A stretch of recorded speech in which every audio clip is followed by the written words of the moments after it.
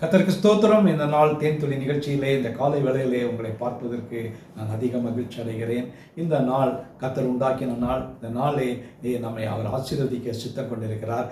நமக்கென்று பெருத்த ஆசீர்வாதங்களை வைத்திருக்கிறார். வேதத்தில் உபாகம் புத்தகம் 28ஆம் அதிகாரத்தில் முதல் 14 வசனங்கள் ஆசீர்வாதங்களை குறித்து சொல்லப்படுகிறது. அந்த ஆசீர்வாதங்கள் எல்லாம் எப்படி நமக்கு கிடைக்கும் என்பதற்கு முதல் 2 வசனங்களிலே நிபந்தனை கொடுக்கிறார். குறிப்பாக நான் இந்த நாளிலே 2வது வசனத்தை 28:2 நான் படிக்க விரும்புகிறேன்.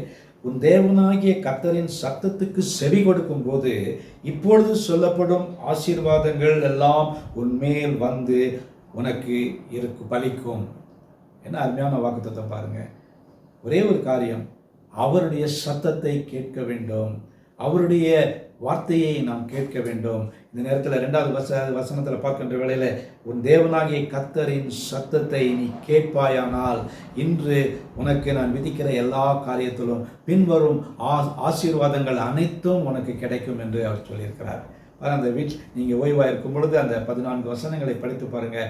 மிகுந்ததான ஆசீர்வாதங்கள். அதை பின்தொடர்ந்து வருகிற அந்த வசனங்களிலே அடுத்த 14 வசனங்கள் பார்த்தீங்கன்னா ஆசீர்வாதம் இல்லை, அதற்கு பதிலாக அப்படியாக தலைகீழான ஒரு காரியம் நடக்கிறது. ஆசீர்வாதத்துக்கு பதிலாக சாபம் வருகிறதா இருக்கிறது. நாம் ஆசீர்வாதத்துக்காக தெரிந்து கொள்ளப்பட்ட மக்கள், நீங்களும் நானும் இந்த பூமியிலே ஆசீர்வதிக்கப்படுவதற்காக சிருஷ்டிக்கப்பட்ட மக்கள்.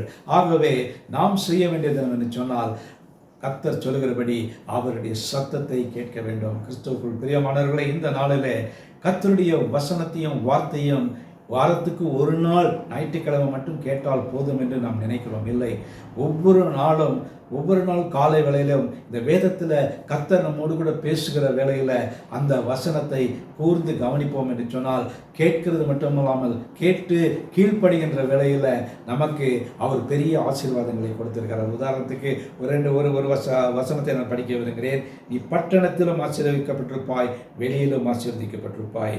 எல்லா காரியங்களையும் பார்க்கும் பொழுது உன்னுடைய போக்கிலும் வர்த்தனிருப்பார். உன் கர்ப்பத்தையும் கனியை நான் ஆசீர்வதிப்பேன், உன் கூடையும் மாப்பிள்கிற தொட்டியும் ஆசீர்வதிக்கப்பட்டிருக்கும். இப்படி தொடர்ந்து ஒரு ஆசீர்வாத பட்டியலே நமக்கு இருக்கிறது. இந்த ஆசீர்வாத பட்டியலின்படியாக நாம் இந்த உலகத்திலே வாழ்வோம் என்று சொன்னால் நாம் தான் நல்ல ஒரு ஆசீர்வாதமான சந்ததியாக இருக்கிறோம். ஆபிரகாம் சந்ததியும் தேவனுக்கு பிரியமான பிள்ளைகளுமாக இருக்கிறோம். இந்த உபாகம் 28:1-14 வரை நமக்கு கொடுக்கப்பட்ட இந்த ஆசீர்வாதமான வார்த்தைகளை நாம் சுதந்திரித்து கொண்டு இந்த உலகத்திலே வாழ்வோம் என்று சொன்னால் நமக்கு உலகம் கொடுக்க முடியாத, உலகம் தரக்கூடாத இந்த ஆசீர்வாதங்கள் கிடைக்கும்.